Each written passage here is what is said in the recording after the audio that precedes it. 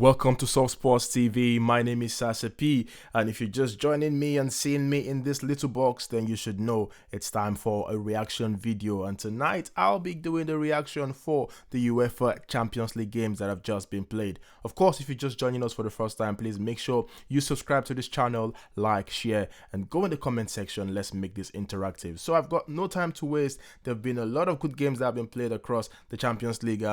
Let's just go into a few of them and just, react, and maybe we can go into some Twitter or social media reactions, but it's just about the game. Let's go into what we have first of all. I think we should go and check the results. Yeah, let's check the results for the Champions League games that were played. Yeah, we had RB Leipzig beat Sporting Lisbon by 2-1. Benjamin Sesko, of course, scored in that game. Arsenal fans will be excited about that. Hopefully, it comes to Arsenal. And we saw Shakhtar Donetsk of Ukraine beat Brest. Yeah, Brest. Is that how it's pronounced? No more emphasis on that. But yeah, they beat Brest by 2-0. And then AC Milan defeated Girona by 1-0, and Arsenal defeated Dynamo Zagreb by 3-0. Celtic defeated Young Boys by 1-0. A big shocker here. Feyenoord beat Bayern Munich by 3-0. I didn't see that coming at all. And Manchester City lost away to PSG by 4-2, and the almighty Real Madrid, they find it hard to keep a clean sheet these days. They beat RB Salzburg by 5-1, and Inter Milan, of course, doing what they always do best, win and keep a clean sheet. They went to Sparta Prague in Czech Republic and they won by 1-0. So we have it there, and we'll talk about some of the games as well as look at the standings in the Champions League. Yeah, this is what the table looks like in the Champions League. It's a new format right now, so if you don't know, if you haven't been following the Champions League, it might be difficult for you. I'm just gonna make this a bit bigger.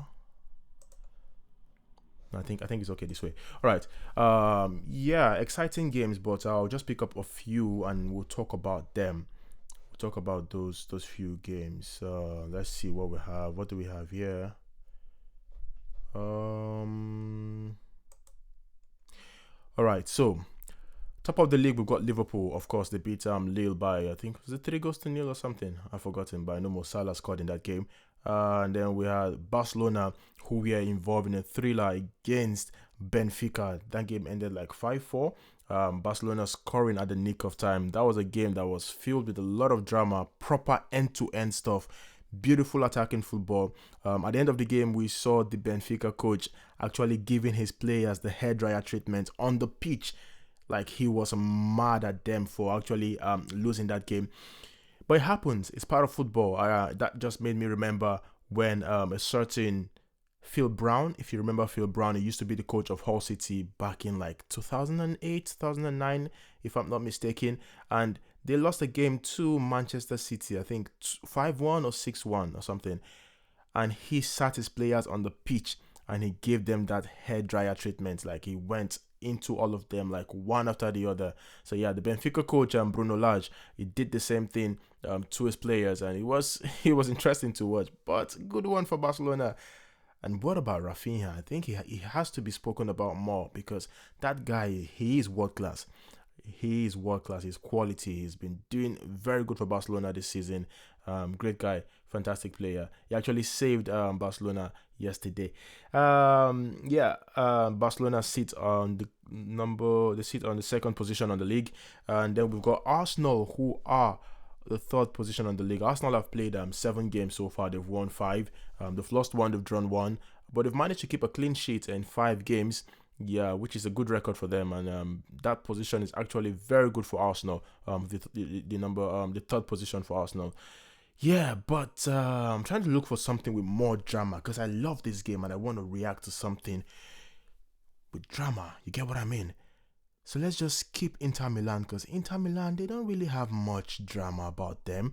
They're just so direct. They just face their business. But Atletico de Madrid, Diego Simeone's army, they faced the ever-blazing Bayern Leverkusen side led by Xabi Alonso. And it was a cracker. It was a fantastic game, one for the neutrals. And even if you're an Atletico Madrid fan, you would definitely love the game because Atleti managed to win that game by 2-1. But the whole story was Atleti started the game and they had a man down. They had a player sent off. And I think Leverkusen went ahead, but they had a player sent off. Was it Hein Kapi or so? Yeah, he was sent off. So it was 10 men each. But Atleti managed to equalize and they won the game at the dying minute. So it was a fantastic game for Atletico Madrid. But a lot of people have come out to question Xabi Alonso's tactical ability in such situations. But I would say cut the man some slack. It happened. It's the Champions League, and playing in the Wanda Metropolitano Stadium is not an easy thing to do. The crowd will just go into you, and it's not that easy. So just give Alonso some credit. Just cut him some slack, and kudos to Atletico Madrid because they have been on a fantastic run so far this season. They have been winning games, a lot of games. I think they only managed to slip up in a few. Was it?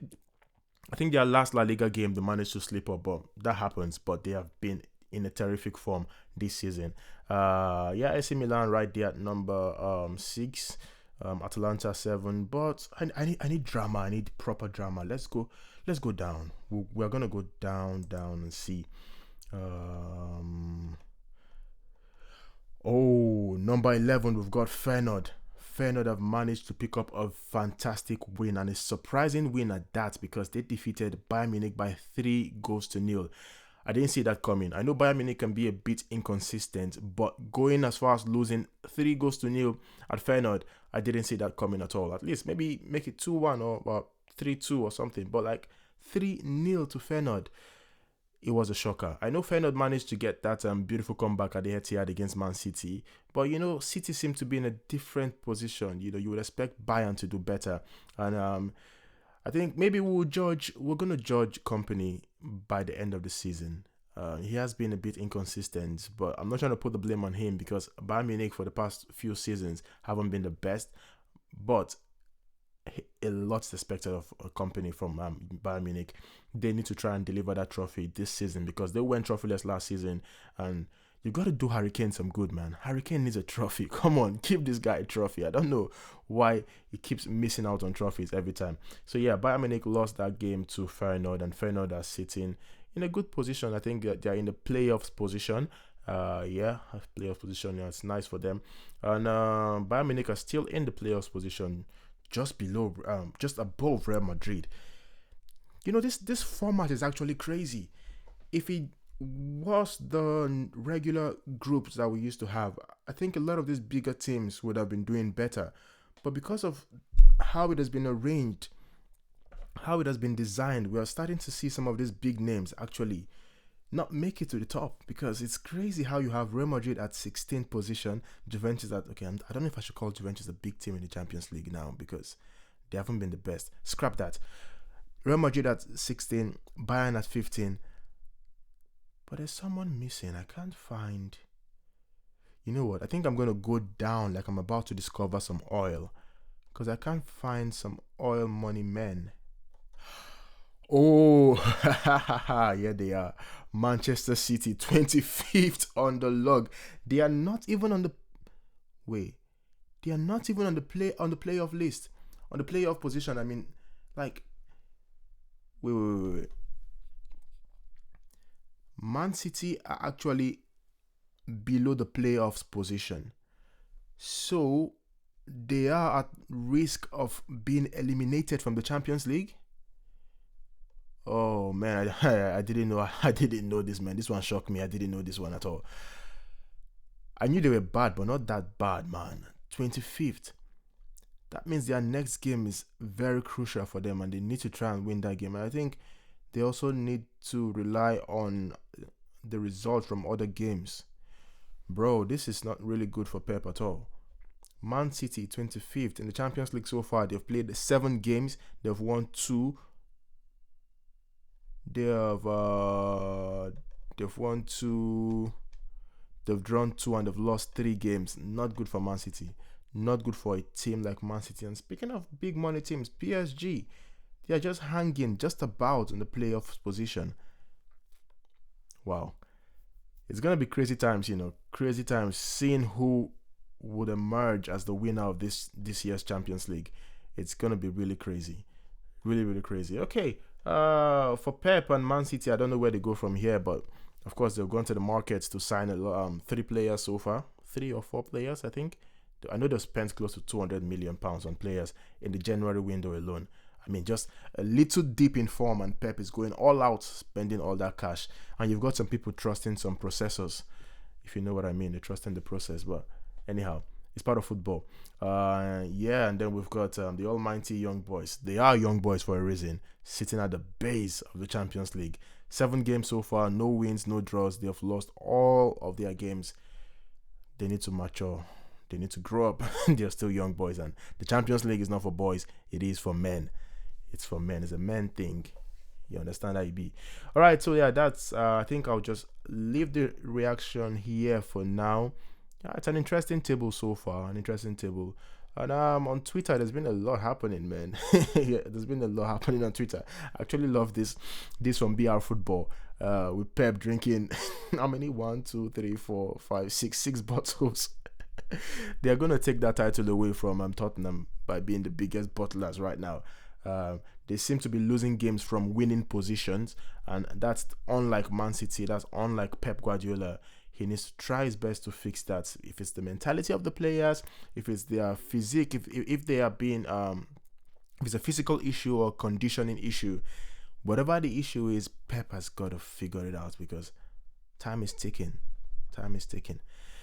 Yeah, the Champions League so far good ones, and we'll be having the Europa League and the Conference League today and tomorrow. Yeah, no, all today. Sorry, yeah, Thursday, but there's no point doing a reaction for that, except something extraordinary happens. But for now, yeah, I'm gonna leave it right here. Let's leave it right here. Okay guys, thank you so much for watching this reaction video, and if you've enjoyed it, please make sure you subscribe to the channel. Okay, Self Sports TV. Follow us across all our social media platforms, like, share, and most importantly, get in the comment section, comment, and let's keep this interactive. Tell me which team you're most impressed with in the Champions League this season so far, and you can even go as far as give your predictions for who will win the Champions League this season. All right, I would like to know. And the biggest flop so far in the Champions League. I mean, it's obvious, but you can tell me who you think is the biggest flop in the Champions League so far. All right, any other comment you feel is relevant, drop it in the comment section. And thank you once more for watching. My name is Sase-P, and I'm gonna see you guys on the flip side.